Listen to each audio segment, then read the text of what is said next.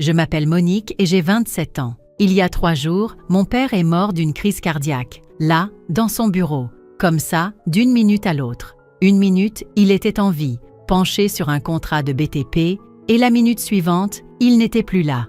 Les secouristes ont dit que ça avait été rapide. J'imagine que c'est censé me réconforter, mais ça ne marche pas. J'ai tout organisé moi-même. Les pompes funèbres, les fleurs, la cérémonie, la concession au cimetière.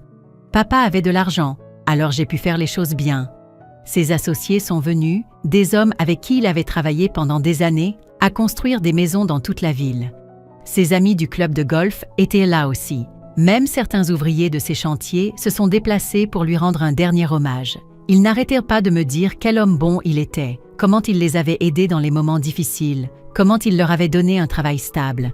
La cérémonie était belle. Le prêtre a parlé de la générosité de papa et de son amour pour sa famille. Enfin, ce qu'il en restait. Juste moi. Ma grand-mère était décédée il y a 2 ans, et c'était la seule autre personne qui comptait vraiment pour papa après le départ de maman. J'étais au bord de la tombe, à regarder le cercueil descendre, quand quelqu'un a appelé mon nom, Monique. Je me suis retournée et je me suis figée. Elle était là, ma mère, à environ 3 mètres de moi, avec un type que je ne reconnaissais pas, et 3 enfants. Le plus âgé devait avoir dans les 16 ans, le plus jeune autour de 10 ans.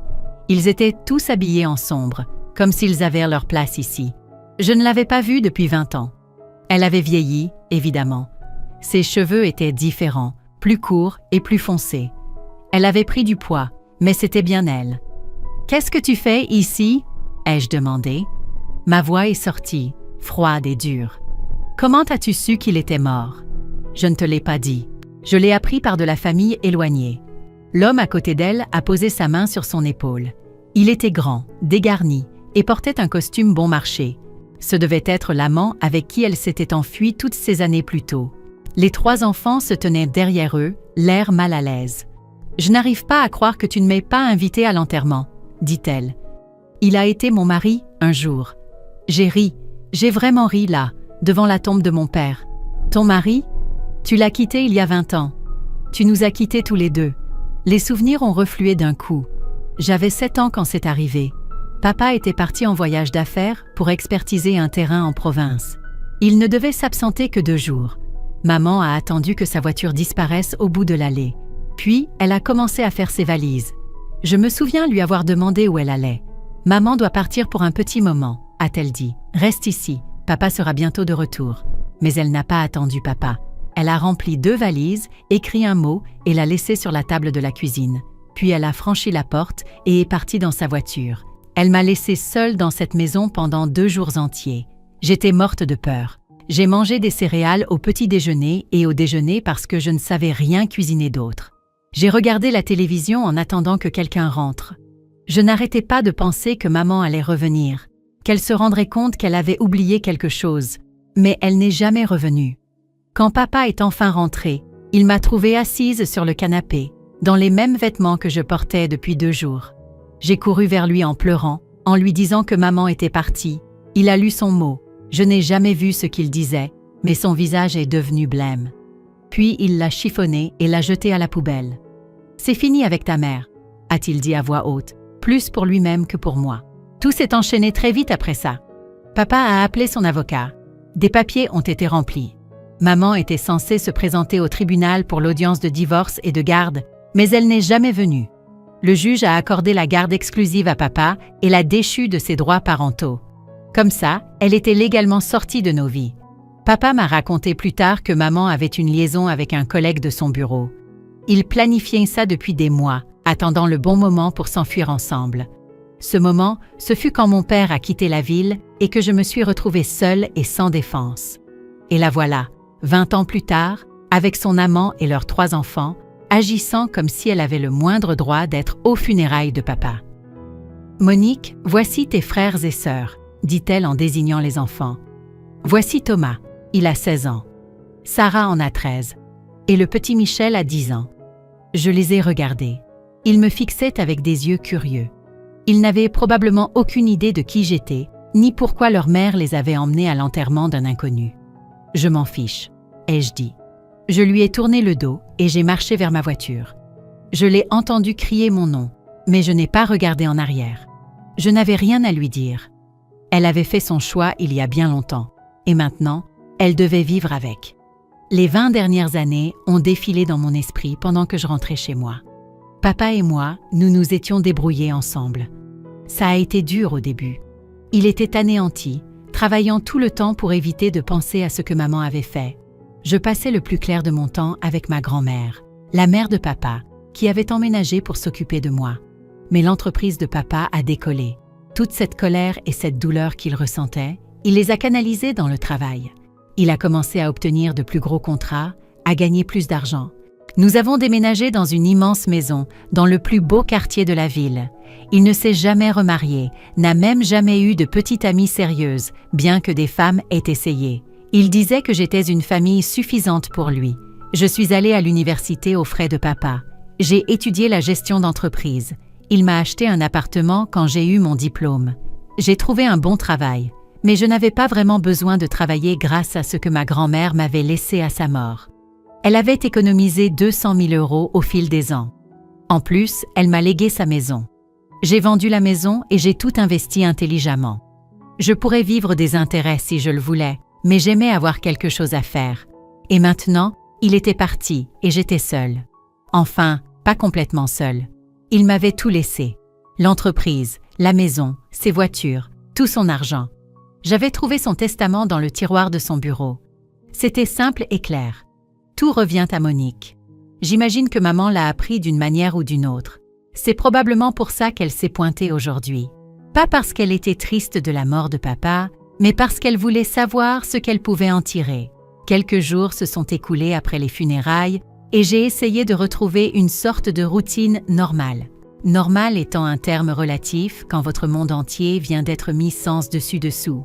Je devais m'occuper de l'entreprise de papa, décider quoi faire de tous ses biens, gérer les formalités juridiques qui accompagnent un décès. J'ai décidé de ne pas vendre l'entreprise de BTP. Papa l'avait bâtie à partir de rien, et ça me semblait mal de m'en débarrasser. En plus, elle rapportait beaucoup d'argent. Jean, l'adjoint de papa, travaillait dans l'entreprise depuis 15 ans.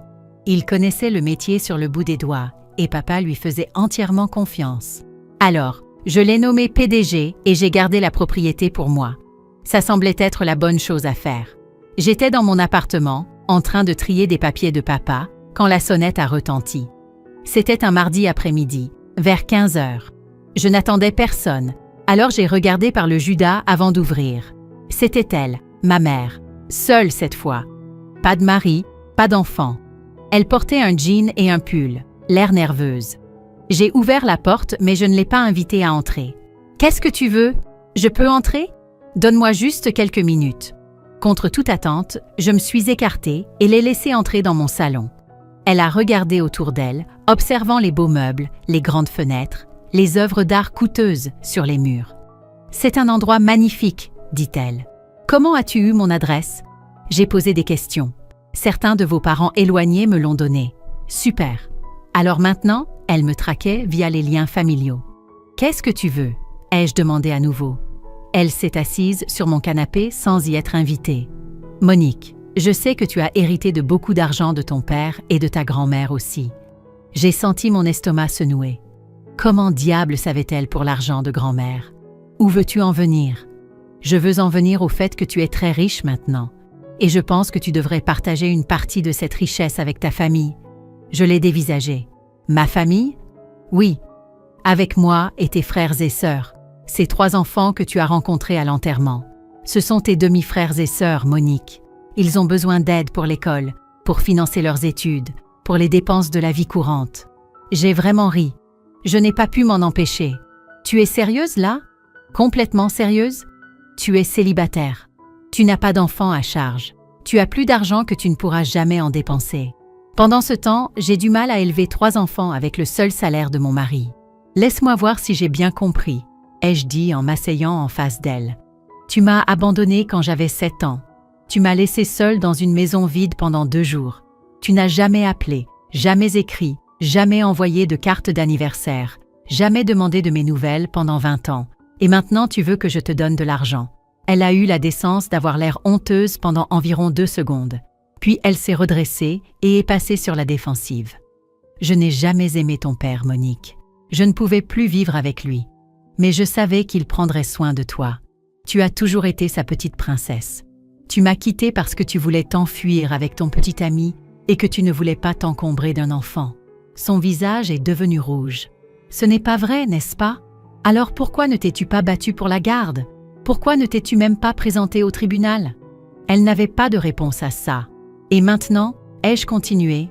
Maintenant que papa est mort et que tu as découvert que j'ai hérité de son argent, soudain tu te souviens que tu as une fille. Soudain, tu veux une relation. Mais en réalité, ce que tu veux, c'est la moitié de tout. Ce n'est pas une question d'argent, dit-elle. Mais sa voix n'était pas convaincante. Bien sûr que si. Tu n'aimais pas papa, mais tu aimes certainement son argent maintenant. Elle a essayé une autre approche. Monique, ces enfants sont innocents dans tout ça. Ils n'ont rien fait de mal.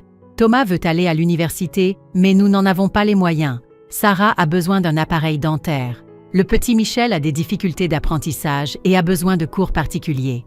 Ce sont tes frères et sœurs. Non, ils ne le sont pas. Ce sont tes enfants avec l'homme pour qui tu nous as quittés. Ils ne sont rien pour moi. Comment peux-tu être si froide?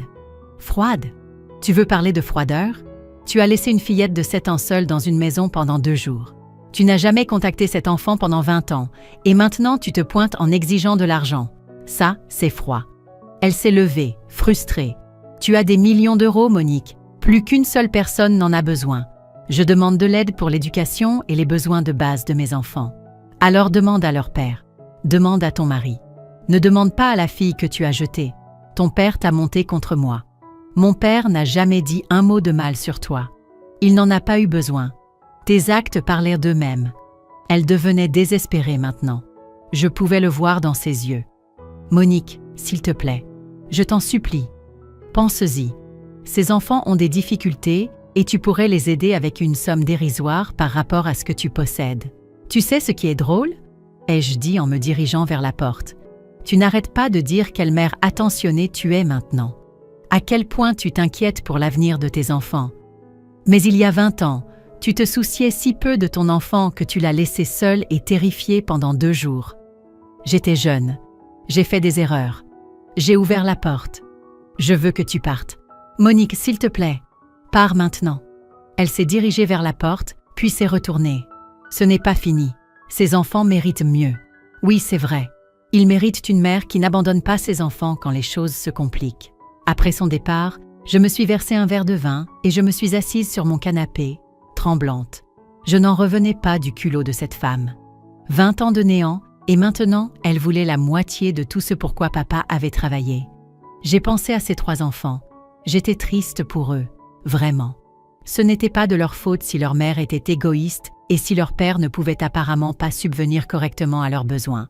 Mais ils n'étaient pas ma responsabilité. Je ne leur devais rien. Papa avait travaillé d'arrache-pied pour construire la vie que nous avions. Après le départ de maman, il aurait pu s'effondrer. Au lieu de ça, il a canalisé sa douleur pour construire quelque chose de mieux pour nous. Il a gagné chaque euro qu'il m'a laissé. Je n'allais pas la laisser me culpabiliser pour que je le lui donne. 2 semaines plus tard, j'ai reçu une lettre d'un cabinet d'avocats dont je n'avais jamais entendu parler. Mes mains tremblaient en l'ouvrant. C'était une assignation en justice. Ma mère me poursuivait pour la moitié de la succession de papa. J'ai appelé mon avocat immédiatement après avoir reçu cette assignation. Il s'appelle David Martin, et il s'était occupé du testament de papa et de quelques contrats commerciaux au fil des ans. Papa lui faisait confiance, alors moi aussi. « Monique, je suis désolée d'apprendre ça », a dit David quand je lui ai montré les papiers. « Mais ne vous inquiétez pas trop. Votre mère n'a aucun fondement juridique pour réclamer une partie de la succession de votre père. Mais elle essaie vraiment de me poursuivre? Oui, mais ça ne veut pas dire qu'elle va gagner. N'importe qui peut intenter un procès. Gagner, c'est une autre histoire. Nous allons nous battre. » La plainte affirmait que maman méritait la moitié de la succession de papa parce qu'elle avait été mariée avec lui et avait aidé à m'élever pendant 7 ans. Ses avocats soutenaient qu'elle avait contribué à la famille et méritait une compensation. C'était complètement absurde, mais nous devions quand même passer par toute la procédure judiciaire. Le procès a commencé 3 mois plus tard. J'étais morte de trac en entrant dans la salle d'audience. Maman était assise à l'autre table avec son avocat, un type mince dans un costume cher qui avait l'air de se prendre pour un Don Juan. Elle a eu le culot d'amener son mari et ses 3 enfants. Ils étaient assis au premier rang comme s'ils étaient des victimes dans cette affaire. Les enfants n'arrêtaient pas de me regarder avec des yeux tristes, comme si j'étais la méchante qui les privait de leur héritage légitime. L'avocat de maman a commencé. « Monsieur le juge, ma cliente a été mariée au défunt pendant 8 ans. Pendant ce temps, elle a aidé à élever sa fille et a contribué au foyer. Elle mérite sa juste part des biens matrimoniaux. » Puis, il a commencé à raconter comment maman avait essayé de maintenir une relation avec moi après le divorce, mais que papa l'en avait empêché. C'est là que j'ai failli perdre mon sang-froid. Elle a 3 enfants qui ont besoin d'un soutien financier pour leur éducation et leurs besoins de base, a poursuivi l'avocat. Pendant ce temps, la défendresse a hérité de millions d'euros qu'elle ne pourra jamais dépenser de son vivant. Quand ce fut le tour de David, il a exposé les faits réels. Il avait des copies des papiers du divorce, des documents de garde, tout. Monsieur le juge, la plaignante a abandonné sa fille de 7 ans, la laissant seule dans une maison pendant 2 jours alors que son père était en voyage d'affaires. Elle s'est enfuie avec son amant et n'a plus jamais contacté sa fille. Elle ne s'est pas battue pour la garde, n'a pas payé de pension alimentaire et n'a fait aucun effort pour faire partie de la vie de cet enfant pendant 20 ans. David a sorti des relevés bancaires, des factures de téléphone, tout ce qui prouvait que maman n'avait jamais essayé de me contacter. La plaignante n'est apparue dans la vie de la défendresse qu'après avoir appris l'existence de l'héritage. Il ne s'agit pas de relations familiales ou d'équité. Il s'agit d'argent, purement et simplement. Puis le juge a commencé à poser des questions. C'est là que les choses sont devenues intéressantes. « Madame Dubois, a dit le juge à ma mère, pourquoi n'avez-vous pas contacté votre fille lorsqu'elle a eu 18 ans et n'était plus sous le contrôle de son père ?» Maman s'est agitée sur sa chaise. Je pensais qu'il valait mieux la laisser avoir une vie stable avec son père. Mais vous êtes ici aujourd'hui en affirmant que vous vouliez une relation avec elle. Oui, monsieur le juge. J'ai toujours voulu faire partie de sa vie. Alors pourquoi avez-vous attendu la mort de son père et qu'elle hérite de sa fortune? L'avocat de maman a bondi. Objection, monsieur le juge. Le moment choisi par ma cliente pour reprendre contact n'annule pas ses droits légaux. J'autorise la question, a dit le juge. Maman avait l'air décontenancée. J'ai appris le décès par des parents et j'ai pensé que c'était le moment de renouer le contact. Le juge n'a pas marché. Madame Dubois, pourquoi n'avez-vous fourni aucun soutien financier à votre fille au cours des 20 dernières années? Mais maintenant, vous croyez qu'elle devrait vous fournir un soutien financier? Maman n'a pas pu répondre à ça. Elle est restée assise là, à ouvrir et fermer la bouche comme un poisson. Et pourquoi? A poursuivi le juge. Le tribunal devrait-il vous accorder la moitié d'un patrimoine qui a été entièrement bâti après que vous ayez abandonné votre famille? C'est là que maman a craqué. Elle s'est levée et s'est mise à crier. Elle n'a pas besoin de tout cet argent. Elle est seule. Personne ne se soucie d'elle, de toute façon. Elle est égoïste et froide, tout comme son père. Toute la salle d'audience est devenue silencieuse. Même ses propres enfants avaient l'air embarrassés. J'ai eu l'impression qu'elle m'avait giflé après tout ce qu'elle avait fait. Elle me traitait d'égoïste et de froide. Elle disait que personne ne se souciait de moi. Le juge a frappé avec son marteau. « Madame Dubois, asseyez-vous et contrôlez-vous. » Son avocat essayait de la calmer, mais le mal était fait. Le juge a examiné toutes les preuves, a regardé maman, puis m'a regardé. Je ne trouve aucun fondement juridique à la demande de la plaignante. Il a dit: la défendresse a hérité de ce patrimoine par un testament valide de son père qui avait le plein droit légal de disposer de ses biens comme il l'entendait. La plaignante a abandonné ses responsabilités parentales il y a 20 ans et n'a fait aucun effort pour faire partie de la vie de sa fille, jusqu'à ce qu'elle apprenne l'existence de cet héritage. Il a fait une pause et a regardé ma mère droit dans les yeux. De plus, je crois que la défendresse a de la chance qu'une telle mère l'ait abandonnée, car elle méritait clairement une vie meilleure que celle que la plaignante aurait pu lui offrir. Le visage de maman est devenu blanc. Son avocat a essayé de s'opposer, mais le juge l'a fait taire. Affaire classée. Le tribunal condamne la plaignante aux dépens.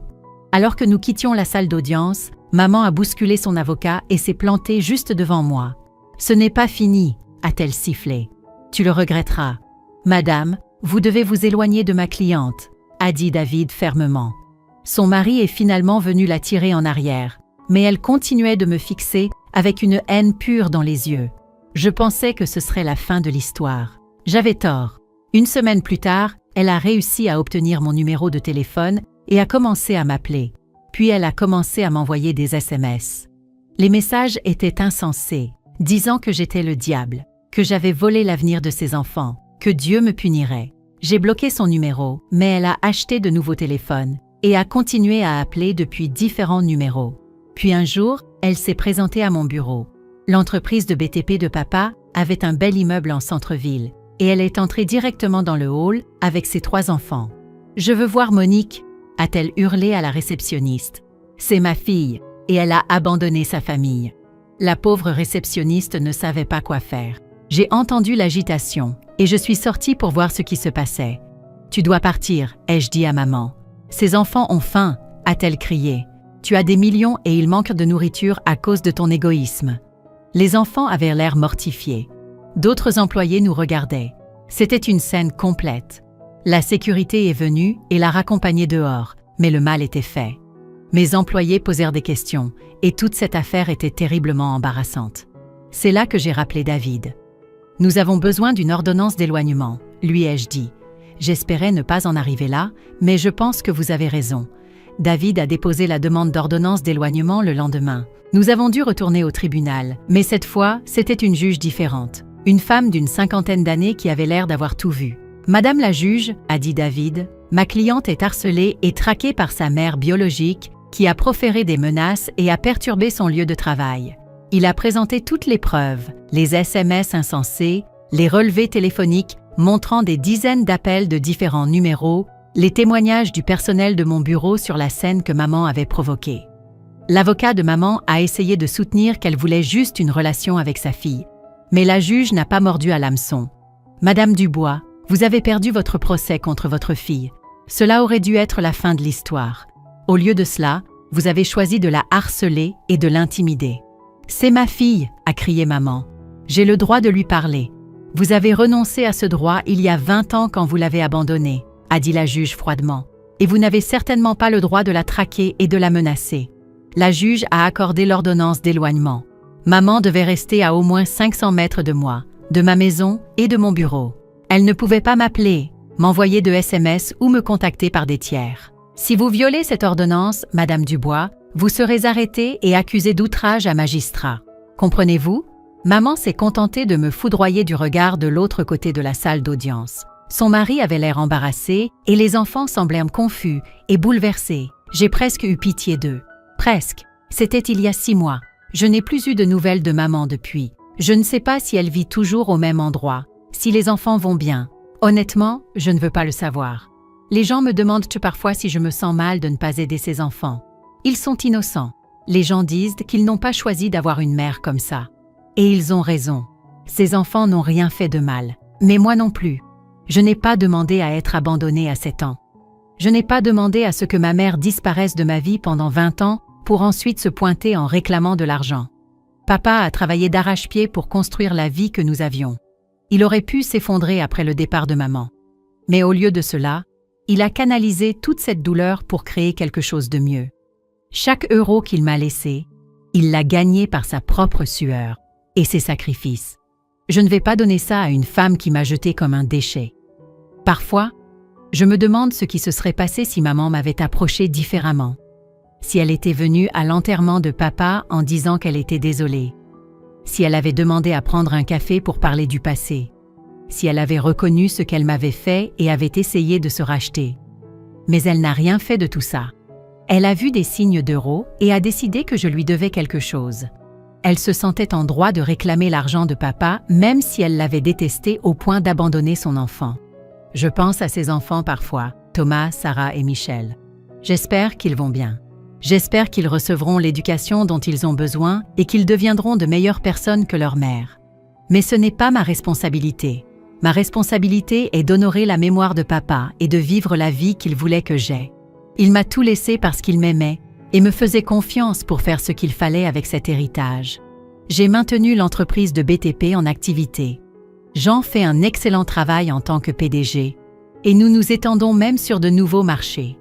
J'ai fait des investissements intelligents avec le reste de l'argent. Je voyage quand je veux, j'aide des causes qui me tiennent à cœur et je vis confortablement sans en faire étalage. Je sors avec quelqu'un maintenant. Il s'appelle Marc et il est professeur.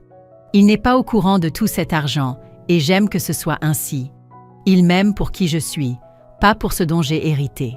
Papa aurait aimé Marc. Il est honnête et gentil. Le genre d'homme qui construit les choses au lieu de les détruire. Je pense à papa tous les jours. Je vais sur sa tombe une fois par mois et je lui raconte ce qui se passe avec l'entreprise. Je lui parle de Marc, de ma vie.